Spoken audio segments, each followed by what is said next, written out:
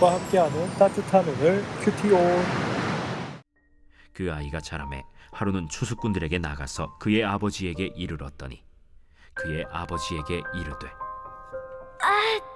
내 머리야, 내 머리야. 하는지라. 그의 아버지가 사환에게 말하여 그의 어머니에게로 데려가라. 곧 어머니에게로 데려갔더니 낮까지 어머니의 무릎에 앉아 있다가 죽은지라.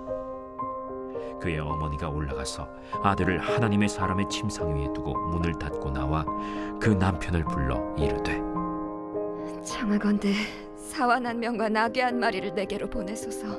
내가 하나님의 사람에게 달려갔다가 돌아오리이다. 초하루도 아니요 안식일도 아니거늘 그대가 오늘 어찌하여 그에게 나아가고자 하느냐. 평안을 비나이다. 이에 나귀의 안장을 지우고 자기 사환에게 이르되 몰고 가라. 내가 말하지 아니하거든 나를 위하여 달려가기를 멈추지 말라. 드디어 갈멜산으로 가서 하나님의 사람에게로 나아가니라. 하나님의 사람이 멀리서 그를 보고 자기 사환 게하시에게 이르되 저기 수렘 여인이 있도다. 너는 달려가서 그를 맞아 이르기를 너는 평안하냐? 네 남편이 평안하냐? 아이가 평안하냐 하라. 평안하다 하고 산에 이르러 하나님의 사람에게 나아가서 그 발을 아는지라. 게하시가 가까이 와서 그를 물리치고자 하매 하나님의 사람이 이르되 가만두라. 그의 영혼이 괴로워하지만은 여호와께서 내게 숨기시고 이르지 아니하셨도다. 내가 내 주께 아들을 구하더이까. 나를 속이지 말라고 내가 말하지 아니하더이까. 엘리사가 게하시에게 이르되 내 허리를 묶고 내 지팡이를 손에 들고 가라. 사람을 만나거든 인사하지 말며 사람이 내게 인사할지라도 대답하지 말고 내 지팡이를 그 아이 얼굴에 놓으라. 여호와께서 살아계심과 당신의 영혼이 살아계심을 두고 맹세하노니 내가 당신을 떠나지 아니하리이다. 엘리사가 이에 일어나 여인을 따라가니라. 게하시가 그들보다 앞서가서 지팡이를 그 아이의 얼굴에 놓았으나 소리도 없고 듣지도 아니하는지라. 돌아와서 엘리사를 맞아 그에게 말하여 아이가 깨지 아니하였나이다. 엘리사가 집에 들어가 보니 아이가 죽었는데 자기의 침상에 눕혔는지라. 들어가서는 문을 닫으니 두 사람뿐이라. 엘리사가 여호와께 기도하고 아이 위에 올라 엎드려 자기 입을 그의 입에 자기 눈을 그의 눈에 자기 손을 그의 손에 대고 그의 몸에 엎드리니 아이의 살이 차차 따뜻하더라. 엘리사가 내려서 집안에서 한 번 이리저리 다니고 다시 아이 위에 올라 엎드리니 아이가 7번 재채기하고 눈을 뜨는지라. 엘리사가 게하시를 불러 저 수렘 여인을 불러오라. 곧 부름에 여인이 들어가니 엘리사가 이르되 내 아들을 데리고 가라. 여인이 들어가서 엘리사의 발 앞에서 땅에 엎드려 절하고 아들을 안고 나가니라.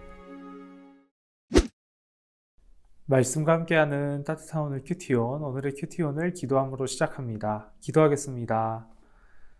우리를 사랑하시는 하나님 아버지, 오늘도 감사합니다. 저희에게 귀한 말씀 허락해 주시고 좋은 마음과 건강을 허락해 주셔서 이 자리에 있을 수 있었습니다. 오늘도 주님의 말씀을 힘입어 살아가고 또 하루를 마무리하는 저희들 될 수 있게 하여 주옵소서. 이 모든 말씀 예수님의 이름으로 기도드립니다. 아멘. 오늘은 믿음이 강한 여인의 이야기가 나옵니다. 오늘 수넴 여인은 그 누구보다도 강한 믿음을 보여줍니다. 본 말씀이 열왕기 하라는 것을 감안하게 될 때 당시에 가장 낮은 위치에 있었던 한 여인의 이야기로 이렇게 길게 지면을 할애하는 것은 참 이례적인 일이라고 볼 수 있겠습니다. 이것이 의미하는 바는 무엇일까요? 하나님이 보시는 것이 사람의 위치에 있지 않다라는 것입니다. 사무엘상 16장 7절에 어린 소년 다윗을 찾으시며 말씀하셨던 그 사람은 외모를 보겠지만 하나님은 중심을 보신다는 말이 딱 맞아 떨어지는 대목입니다. 수넴 여인은 믿음이 강한 여인입니다. 우리에게도 이와 같이 믿음이 필요합니다.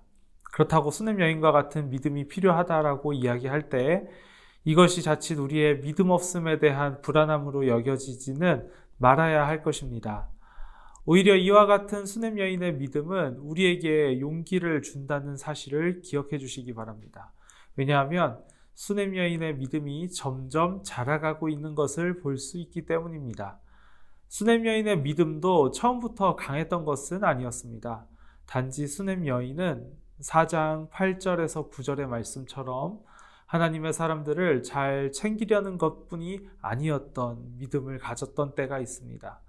그에 대한 보답으로 엘리사가 여인에게 아들을 얻을 것이라 했지만 믿지 않았습니다. 그런 여인이 시간이 흘러서 굳센 믿음을 가지게 된 것이죠. 그냥 시간만 흐른 것은 아닐 겁니다. 자신에게 일어난 하나님의 역사에 힘입어 더욱 믿음이 자라나게 된 것입니다. 그렇게 믿음이 자라갔을 것입니다. 그런 여인에게 갑자기 한 사건이 일어나죠. 우리는 이 사건으로 여인의 굳세어진 믿음을 확인할 수 있게 됩니다. 금이야 오기야 키웠던 아들이 죽게 되었을 때 가장 슬프고 고통스러운 사람은 다름 아닌 엄마입니다. 그런데 여인은 아들이 죽었음에도 슬픔과 고통, 당황스러운 기색이 없이 어디론가 떠날 채비를 합니다. 아무렇지 않아 보였던 여인이 하나님의 사람 그 엘리사 앞에서, 즉 하나님 앞에서 자신의 고통을 모두 다 쏟아내는 그 모습을 보게 될 때 이 여인이 얼마나 아들을 사랑하고 있는지 알게 될 뿐만 아니라 이 아들이 죽고 사는 것은 오직 하나님께 달려 있음을 이 여인이 믿고 있구나 하는 것을 알게 됩니다. 엘리사는 이 정도면 됐다 싶은 방법으로 해결하려고 했지만 이 여인은 직접 엘리사가 자신의 그 죽은 아들 앞에 서기를 바랬습니다. 이것은 그만큼 절박한 어미의 마음임과 동시에 하나님의 사람이 직접 와서 살릴 수 있다는 확신에 기인한 것이라고 보여질 수 있겠습니다. 그렇게 아들은 살아났고 여인은 또다시 믿음의 경험을 하게 됩니다. 오늘 말씀이 말하는 바 우리의 믿음은 일련의 사건을 통해서 자라납니다. 우리는 진공 상태에서 살아가는 것이 아니기 때문입니다. 이 세상을 창조하신 하나님께서 우리와 지금도 함께 계시고 역사하고 계십니다. 우리의 믿음은 그런 하나님을 경험하는 가운데 자라납니다. 나의 현재 믿음이 크고 작음이 중요한 것이 아니라 지금 가지고 있는 믿음이 자라나는 것이 참 중요하다라는 것입니다. 처음에는 하나님의 존재만을 인식했던 수냄 여인의 그 작은 믿음이 이제는 생사회복을 주관하시는 하나님을 신뢰하는 믿음으로까지 자라났습니다. 이처럼 우리 또한 나의 삶의 모든 것을 주장하시는 하나님을 경험하고 또 이끌어가시는 하나님을 경험함으로써 믿음이 쌓이고 믿음으로 믿음에 이르는 우리가 될 수 있기를 소망합니다. 하나님께 더욱 굳센 믿음을 갖기를 바라는 마음으로 기도하고 또 삶을 살아가는 저와 여러분이 될 수 있으면 좋겠습니다. 오늘의 묵상 질문입니다. 하나님이 나의 삶 속에 일하고 계심을 느끼고 계신가요? 함께 이 묵상 질문을 가지고 기도하며 더욱 깊은 묵상의 자리로 나아가겠습니다. 기도하겠습니다.